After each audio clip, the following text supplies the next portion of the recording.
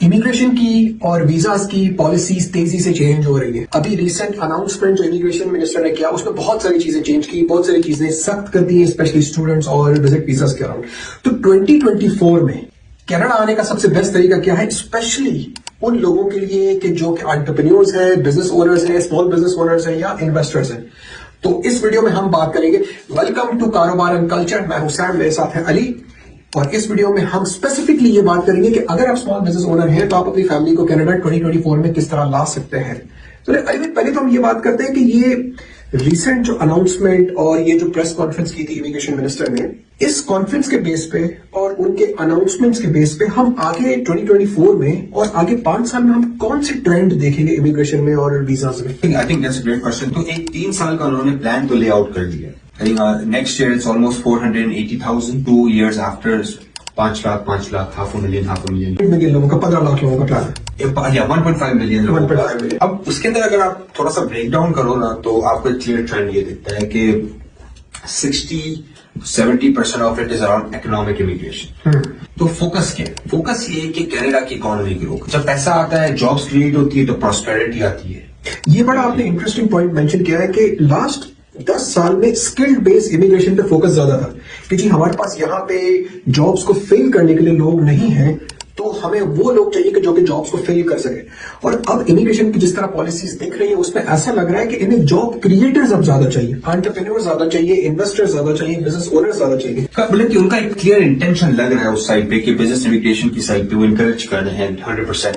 इसी वजह से आपको जो है ना डिफरेंट प्रोग्राम्स मिलते हैं to address that need, right? You know, भाई आप लेट्स से डेल कंप्यूटर्स है, उसको कनाडा के अंदर एक्सपैंड करना है, तो intra company transfer program exist करता है कि बड़ी कंपनीज अपने एम्प्लॉइज को लेकर आती है, इंटर कंपनी ट्रांसफर होता है। तो ऐसे कैनेडियन गवर्नमेंट के प्रोग्राम्स हैं और उसका इंटेंट ये है कि भाई इकोनॉमी को मतलब कि ग्रो करे। उसके पीछे प्रेमाइस ये है कि भाई ज्यादा जॉब क्रिएशन, जितनी ज्यादा जॉब क्रिएशन होगी, जितनी ज्यादा इकोनॉमी बढ़ेगी, उतना ही ज्यादा मतलब कि एवरेज इनकम बढ़ेगी, जीडीपी बढ़ता है, राइट? और पॉलिटिकली जो पॉलिटिकल पार्टीज है, नए लिबरल्स हो या कंजर्वेटिव्स हो, तो उनको भी यही चाहिए भाई, जाहिर सी बात है कि इकोनॉमी ग्रो करे। अगर मैं आपसे पूछूं 2024 में कनाडा आने का बेस्ट तरीका कौन सा है? It's a great question, right? You know, I think best depends on your personal needs, 100%. एक ब्रीड है जिस तरह होती है, उसे वो बोलती है कि हम जाके पढ़ेंगे, और एक ब्रीड बोलती है भाई हमसे तो पढ़ाई नहीं होनी। अगर पढ़ना नहीं है आपने और आपके पास कनाडा के लिए जॉब ऑफर नहीं है और आप अगर एक्सप्रेस में और बाकी चीजों के लिए क्वालिफाई नहीं कर रहे स्ट्रेट फॉरवर्ड प्रोग्राम्स के अंदर, तो business is one of the best route. और बिजनेस के अंदर कनाडा के अंदर एक अच्छी बात यह है कि आपको यूएस की मार्केट का एक्सेस मिलता है, आपको बहुत सारे बाकी बेनिफिट्स मिलते हैं। और इनफैक्ट अगर आप देखो, let that be startup visa program, let that be C11, right? You know, basically आप कनाडा बोल रहे हैं आप आके बिजनेस करो, फैमिली को भी लेकर आओ। फैमिली को भी लेकर एक्चुअली अगर आप समझे तो कनाडा यही बोल रहा है कि आप आओ, इन्वेस्टमेंट्स के साथ आओ, खुद भी आओ, फैमिली को भी लेकर आओ, पीआर लो और सिटीजन बनो। कनाडा में बिजनेस के जो बेनिफिट्स जो हैं कि जिसमें से कुछ तो आपने मेंशन किए, राइट? कि एक तो ये कि ease of doing business Canada में बहुत है, the access to US market and the access to Mexican market है, राइट? बाय द वे, हमने कनाडा में बिजनेस के बेनिफिट्स पे हमने बहुत सारी दूसरी भी वीडियोस बनाई हुई। अगर आपने वो नहीं देखी है तो प्लीज इस पेज पे या इस चैनल पे चेकआउट कीजिए, बहुत सारे बेनिफिट्स हैं। बल्कि इनफैक्ट अली भाई, मैं और आप हम अक्सर ये मजाक करते रहते हैं कि जी कनाडा और अमेरिका का तो सिस्टम डिजाइन ही बिजनेस ओनर्स के लिए, एंटरप्रेन्योर्स के लिए और इन्वेस्टर्स के लिए किया हुआ है। आप टैक्स बेनिफिट्स देखो, आप जो है ना, आप एक्सेस देखो, कोई आपको यूएस का एक्सेस मिल रहा है, आपको मैक्सिको का एक्सेस मिल रहा है, राइट? कनाडा की ट्रेड एग्रीमेंट्स हैं यूरोपियन कंट्रीज के साथ, कनाडा के ट्रेड मिशन जाते हैं। बहुत सारे लोग होते हैं टैक्सेस बहुत हाई है, भाई taxes competitive, taxes are not the lowest in the world, but taxes in Canada are also not the highest. They are competitive rates, right? Corporate taxes की मैं बात कर रहा हूँ, राइट? तो यहाँ पे आके आप अपना बिजनेस ग्रो कर सकते हैं क्योंकि यहाँ पे बहुत सारे बाकी टूल्स एग्जिस्ट करते हैं। मेरे लिए one of the also like one of the biggest tool is political stability and also rule of law in terms of कि भाई फेयर प्लेइंग फील्ड है ना, कि आप अगर बिजनेस करते हो तो बाकी सब जो बिजनेस कर रहे हैं आपके साथ वो एक फेयर प्लेइंग फील्ड है। ऐसा नहीं है कि कोई किसी का बेटा है, किसी के पास पैसे ज्यादा है, पॉलिटिकल इन्फ्लुएंस है, किसी तरह का भी पावर एंड पॉलिटिकल इन्फ्लुएंस है। कनाडा में तो आपको फेयर प्लेइंग फील्ड मिलती है। इसी वजह से तो बोलते हैं ना कैनेडियन ड्रीम, यूएस ड्रीम क्या है वो, बाकी मुल्कों से लोग आके इन कंट्रीज में आके मिलियनर्स बनते। और ये अरे भाई, ये आपने बड़ी इंटरेस्टिंग बात है की और मैं इनको रिहाश करता हूँ। चलो, बहुत सारे लोग जब टैक्सेस को कंपेयर करते हैं और वो कहते हैं कि जी कनाडा में टैक्सेस हाई है रिलेटिव टू अदर कंट्रीज के, बट उन टैक्सेस के अगेंस्ट डॉलर फॉर डॉलर उनको जो बेनिफिट और जो ROI जो मिलता है ना, दैट्स एक्सपोनेंशियल। देखिए, अगर आप कनाडा में टैक्सेस को आप लग से दुबई से कंपेयर कर रहे हैं या आप यूएस से कंपेयर कर रहे हैं, तो वो इसलिए कंपेरेबल नहीं है कि कनाडा में एक तो ये कि एक्सट्रीमली जबरदस्त किस्म का एजुकेशनल सिस्टम आपके लिए फ्री है, सेकंड आपका हेल्थ केयर फ्री है, और थर्ड ये कि कनाडा का pension program it's considered one of the best in the world. तो 65 के बाद government actually gives you pension, तो आपको किसी पे रिलाय नहीं करना पड़ता रिटायर होने के बाद। तो जब टैक्स भर रहे हैं तो आपको सामने से उसका बेनिफिट भी मिल रहा है। और आपने फिर जो सेकंड जो बात की कि एक लेवल प्लेइंग फील्ड, डिस्क्रिमिनेशन नहीं। अब डिस्क्रिमिनेशन आपकी स्किन कलर के बेस पे नहीं है, रिलीजियस बेसिस पे नहीं है, पावर के बेसिस पे नहीं है। बहुत सारे लोगों को मिलियनर बनना होता है, एक जिंदगी का गोल है, I want to be rich. US और कनाडा ये दो कंट्रीज ये सबसे बड़ा आपको बेनिफिट देती है कि आप जीरो से शुरू कीजिए and you could achieve that relatively easy compared to some of the other countries in the world. Canada का इमिग्रेशन सिस्टम बिजनेस की तरफ ज्यादा झुक रहा है अभी, right, for the next few years at least. This is what we are seeing. अब business के प्रोग्राम्स तो बहुत सारे, प्रोविंशियल प्रोग्राम्स भी हैं, फेडरल प्रोग्राम्स भी हैं। प्रोविंशियल प्रोग्राम्स तो हम खुद रेकमेंड ही नहीं करते हैं because of the higher cost, because of the large amount of investment that goes into it. तो 2024 में which is the best program for them to come to Canada if they are an entrepreneur? अगर आपको Canada में आके business करना है, small business करना है, बस बिजनेस करना है, आप अपनी फैमिली को लेकर आए। Business can be any scale, right, you know, small you can start as well, और अपनी फैमिली के साथ आए Canada. One of the best programs और मुझे जो लगता है वो है C11 की, जो लेकिन सेल्फ एम्प्लॉयमेंट की जो वर्क परमिट्स है, फास्ट प्रोसेस है। और एक चीज उसके अंदर जो मुझे अच्छी लगती है कि वो आपसे फिर PR के बाकी स्ट्रीम्स निकलती है उधर से, right. So it's a fast process, it's an easy process, it's something that, you know, अभी आपको IELTS लेने की जरूरत नहीं है और बहुत सारी बाकी चीजों की जरूरत नहीं होती है। मिनिमम इन्वेस्टमेंट इसमें कोई रिक्वायरमेंट नहीं होती, मिनिमम कोई खास इन्वेस्टमेंट रिक्वायरमेंट नहीं है। आपको बिजनेस प्लान बनाना पड़ता है, right, you no, okay. Of course इसका प्रोसेस थोड़ा डिफरेंट होता है रेगुलर वर्क परमिट से, बिकॉज ये सेल्फ एम्प्लॉयमेंट की, आप अपने ही बिजनेस करना काम कर रहे हो। बहुत सारे बेनिफिट्स हैं। जो लोग आ सकते हैं वो ये आ सकते हैं कि यहाँ पे आकर बिजनेस स्टैब्लिश करें, स्पेशली जिसको बिजनेस करना है उनके लिए तो बेस्ट प्रोग्राम्स है, स्पेशली रिटेल बेस्ड बिजनेसेस और सर्विस बेस्ड बिजनेसेस, क्योंकि लो रिस्क लो बैरियर है। कोई भी आ सकता है, एज लिमिट्स नहीं है कि आप कनाडा आए देखें या आपको फील करें, फिर आपको फिर समझ में आता है तो PR के लिए तो वैसे आपको फाइल करना है फिर इवेंचुअली, पर एक टेस्टिंग के पर्सपेक्टिव से भी बहुत अच्छी एक टूल है। Then brings me to my next question though, कि अगर कोई C11 में लाइक आता है और वो यहाँ पे आकर अपना बिजनेस स्टैब्लिश करता है, C11 से PR तक के राउट्स क्या क्या पॉसिबल होते हैं अभी के इमिग्रेशन रूल्स के हिसाब से? अगर वो उनकी एक साइजेबल बिजनेस एक्टिविटी वो जनरेट करते हैं, 4 से 5 या 6 लोग एम्प्लॉय करते हैं, तो एक्सप्रेस एंट्री के उनके 900 के अंदर इनको जो 200 पॉइंट मिलते हैं। अगर वो 4 से 6 को एम्प्लॉय करते हैं तो वो अपने आप को फिर मैनेजमेंट लेवल या सुपरवाइजर ऑप्शन होता है, IRCC को देखता है। ऐसा नहीं कि आप ही है मैनेजर, आप ही क्लीनर है, वो ये नहीं जी।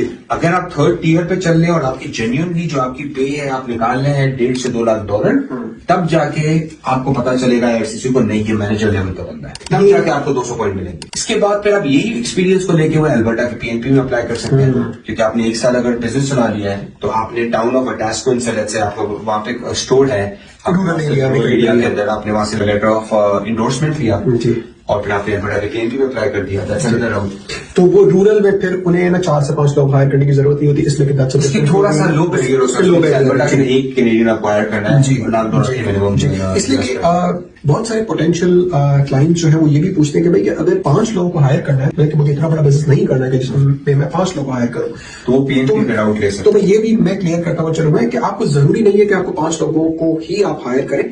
अगर आप कोई रूरल एरिया में भी बिजनेस चला रहे हैं और आपने किसी एक को भी हायर किया है, तो डिफरेंट स्ट्रीम्स में आप डिफरेंट तरीके से आप क्वालिफाई कर सकते हैं। यस। और यही तो ब्यूटी है कि बहुत सारे डिफरेंट तरीके से डिफरेंट स्ट्रीम स्ट्रक्चर की हुई है। फार्मिंग प्रोग्राम है, फार्म इन्वेस्टर प्रोग्राम जो है, तो बहुत इंटरेस्टिंग, मतलब कि भाई अली भाई यहाँ पे मैं ऑडियंस को बताता हुआ चलूं मैं कि कनाडा में इंडोर फार्मिंग बहुत तेजी से ग्रो कर रही है। और C11 में अगर आपको कोई इंडोर अपना छोटा स्पेशली माइक्रो ग्रीन्स का और इस किस्म की कोई फार्मिंग करनी है, तो हम इस पे एक वीडियो बनाने वाले हैं नेक्स्ट वीक। तो अगर आपका फार्मिंग का बैकग्राउंड है और आपको C11 के अंडर में राइट या एंटरप्रेन्योर वर्क परमिट वाले प्रोग्राम के अंडर में आना है, तो इंडोर फार्मिंग या माइक्रो ग्रीन्स फार्मिंग भी एक बहुत अच्छा ऑप्शन है इसमें। इस पे हमारे चैनल को सब्सक्राइब कीजिए, इस पेज को लाइक कीजिए, इसलिए कि नेक्स्ट वीक हम ये वीडियो पोस्ट करने वाले हैं। तो डिफरेंट स्ट्रीम्स हैं, PNP का राउट। अच्छा, C11 के फिर आप बाद में स्टार्टअप में भी जा सकते हैं। आपको इनोवेटिव प्रोडक्ट बनाए आए या फिर टेस्टिंग वेस्टिंग करें, चलाएं उसको, और स्टार्टअप का भी स्ट्रीम निकलता है उसमें से। तो ब्यूटी C11 की ये कि it's the way where you can come, इधर आके आप करो बिजनेस, समझो इस सोसाइटी को, ट्राई टू बी सक्सेसफुल, क्योंकि जितना ज्यादा सक्सेसफुल होंगे उतना ही आपको इजी होगा आपके पीआर प्रोसेसेस के अंदर। तो ये जर्नली C11 की ब्यूटी है कि उससे बाकी बाद में ये स्ट्रीम्स निकलती हैं, सोल्यूशंस निकलते हैं, और वो काफी डाइवर्स सोल्यूशंस है। PNP में जैसे अल्बर्टा के अंदर एज लिमिट का मसला नहीं है, तो आपकी एज भी ज्यादा हो सकती है, क्योंकि any time we talk about business, आपका जो investment comes first and then your credentials and your qualification becomes secondary. और ये एक बहुत इंपॉर्टेंट पॉइंट है कि जो कि हाईलाइट करते हुए चले कि आपको C11 में अप्लाई करने के लिए आपको बैचलर्स की जरूरत नहीं है, मास्टर्स की जरूरत नहीं है, बिकॉज एजुकेशनल रिक्वायरमेंट्स कुछ नहीं है C11 के लिए, राइट। ये है कि आपका पास्ट एक्सपीरियंस आपके फॉर्म्स में डाला जाता है कि भाई कि आपके पास क्या एक्सपीरियंस है। सो वीजा ऑफिसर ये इवेल्युएट करना चाह रहे हैं कि आपके प्रीवियस एक्सपीरियंस के बेस पे आप जो भी वेंचर आप लॉन्च करना चाह रहे हैं कनाडा में, उसके सक्सेस के चांसेस कितने होंगे। तो कहीं ना कहीं से वो वेंचर आपके पास से कनेक्ट होना चाहिए, मगर इसका मतलब ये नहीं है कि जी कि आपके पास लाइक लेट्स से MBA होना चाहिए या PhD होना चाहिए ये वाले प्रोग्राम में अप्लाई करने के लिए, राइट। अगर किसी को C11 में अप्लाई करना है और वो कंसल्टेंट के पास जाते हैं, तो उन्हें किस किस्म के कंसल्टेंट के पास जाना चाहिए और क्या चीजें उनसे पूछनी चाहिए। एक होता है बिजनेस प्लान और एक होता है business plan for tied up your immigration your work permit, that has a different requirement. थोड़ा सा रियल वर्ल्ड में जो बिजनेस प्लान बनाते हैं थोड़ा सा डिफरेंट होता है, जो कि इन्वेस्टमेंट के लिए अलग होता है, बैंक को दिखाने के लिए अलग होता है, इमिग्रेशन का अलग होता है। इमिग्रेशन का एंगल डिफरेंट होता है क्योंकि आप एक इकोनॉमिक एक्टिविटी को जनरेट करने के एम्फेसिस पे पॉइंट लाइक उनके साथ what you do is like आप बिजनेस प्लान बनाते हैं, आपके बहुत सारे सपोर्टिंग डॉक्यूमेंट्स होते हैं, आपका लीगल पेपर वर्क होता है। तो बेसिकली आप उन कंपनीज या कंसल्टेंट के साथ काम करें जिनके पास बिजनेस एक्सपर्टीज हो, जिनके पास immigration expertise, and that's the combination of these two. So अरे भाई ये वाली वीडियो को कंक्लूड करते हैं। हमारी कंपनी लॉटी, हम क्या ऑफर लॉन्च कर रहे हैं उन लोगों के लिए कि जो कि एंटरप्रेन्योर्स हैं, जो कि हमें इंडिया से देख रहे हैं, पाकिस्तान से देख रहे हैं, सऊदी अरेबिया से, दुबई से, श्रीलंका, बांग्लादेश, नेपाल, इन एरियाज से देख रहे हैं, और वो अपना कोई छोटा स्टोर रन करते हैं या कोई कंस्ट्रक्शन कंपनी रन करते हैं या उनका रियल एस्टेट का काम है या इस किस्म का कोई छोटा मोटा और बिजनेस है और वो कनाडा आना चाह रहे हैं इस प्रोग्राम के अंडर में, तो उसके लिए हमारा क्या पैकेज है। ये ऑफर कर सकते हैं कि फॉर $15,000 कैनेडियन डॉलर्स हम आपकी C11 की पूरी end to end processing absolutely, और है ना आपको सपोर्ट, बिजनेस सपोर्ट एडवाइस देंगे, राइट। ओके, कहाँ पे आपको बिजनेस खोलना है, कंपनी रजिस्टर किस तरह होती है कनाडा में, आपको एक इंट्रोडक्शन बताते हैं कि भाई कनाडा में टैक्स सिस्टम किस तरह काम करते हैं, लोगों को सेटल कहाँ पे होना है, सेटल कहाँ पे होना है, तो पूरी एक एडवाइस होती है आपको, राइट। ओके, और फिर उसमें जो लीगल पेपर वर्क होते हैं, राइट, वो सारी चीजों के साथ कंबाइन करके हम आपको बेसिकली सर्विस प्रोवाइड कर सकते हैं $15,000। सो इससे एक और रिलेटेड क्वेश्चन आता है कि जी प्रोसेसिंग टाइम आजकल कितना आना चल रहा है एंड टू एंड। तो अगर क्लाइंट हमें इंगेज करते हैं ये सर्विसेज के लिए, how long does it take for this whole process to complete. Around 5 to 6 months तो मैं 5 to 6 months टाइम लेके चले। डॉक्यूमेंट्स में भी कभी टाइम लगता है, कभी कभार ऐसी क्वेश्चन होते हैं, राइट। तो डिफरेंट टाइम फ्रेम चलती है। So 4 to 6 months is a realistic time frame for this program. So जी ये था आज के एपिसोड में जिसमें हमने बात की कि 2024 में अगर आप बिजनेस ओनर हो तो आपको कनाडा किस तरह आ सकते हो, what is the best way for you to come. तो आई होप कि आपको ये वीडियो अच्छा लगा होगा। हमें नीचे कमेंट्स में बताइए कि आप किस किस्म का बिजनेस करते हैं, आपका बिजनेस क्या है और आपको कनाडा आना है 2024 में या 2025 में, हमें कमेंट्स में बताइए। और अगर आपको इस प्रोग्राम के थ्रू कनाडा के लिए अप्लाई करना है तो lottery.com पे जाइए, हमारे साथ अपॉइंटमेंट बुक कीजिए and we can help you out with this. Thank you for tuning in and we will see you in the next episode.